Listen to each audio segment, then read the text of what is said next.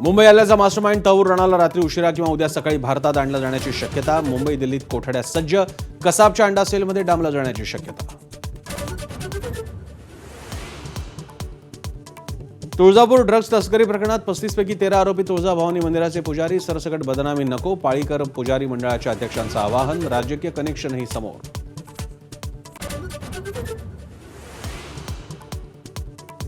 तुळजापूर पाठोपाठ लातूरमध्ये ड्रग्ज विरोधात मोठी कारवाई. अंमली पदार्थ बनवण्यासाठी उभारलेल्या यंत्रणेवर धाड. अंमली पदार्थांचं उत्पादन सुरू होण्यापूर्वीच पोलिसांची कारवाई.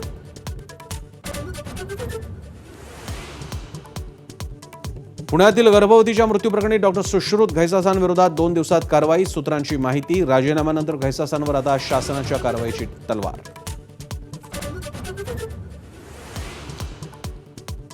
महाराष्ट्रातल्या निवडणुकीत घोटाळा. गुजरातमधल्या काँग्रेसच्या अधिवेशनात मल्लिकार्जुन खरगेंचा आरोप. तर वक्फ सुधारणा विधेयक हा संविधान धार्मिक स्वातंत्र्यावर हल्ला. राहुल गांधींचा हल्लाबोल. स्थानिक स्वराज्य संस्थांच्या निवडणुकांसाठी अजित पवार ॲक्शन मोडमध्ये. सोमवार, मंगळवार, बुधवार मुंबईत शासकीय कामकाज पाहणार. उरलेले 4 दिवस महाराष्ट्राचा दौरा.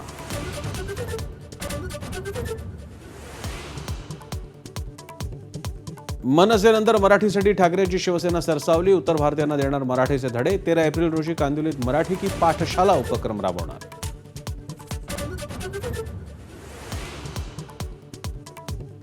करुणा मुंडे आणि धनंजय मुंडे यांच्यातील संबंध लग्नासारखेच होते. माझगाव कोर्टाचं शिक्कामोर्तब. करुणा आणि त्यांच्या मुलांनाही नेत्यासारखी जीवनशैली मिळायला हवी असल्याचं मत.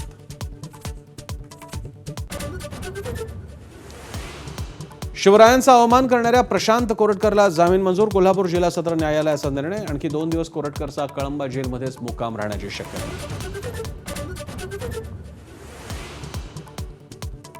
अखेर सुप्रिया सुळेंचं आंदोलन मागे. 7 तास पुणे जिल्हाधिकारी कार्यालयासमोर मांडला ठिय्या. 2 मे पासून रस्त्याच्या दुरुस्तीचं काम सुरू करणार. अधिकाऱ्यांचं आश्वासन.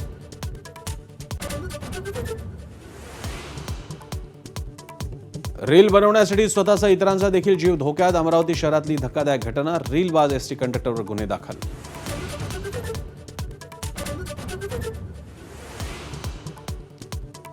आरबीआयकडून रेपो रेटमध्ये 0.5% कपात. व्याजदर घटल्यानं गृहकर्जाचा हप्ता कमी होणार. तर सीएनजीच्या दरात ₹1.5 आणि पाईप गॅसमध्ये ₹1 वाढ.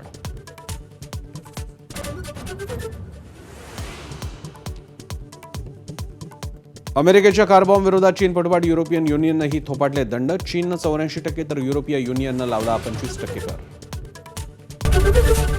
एबीपी माझा, उघडा डोळे बघा नीट.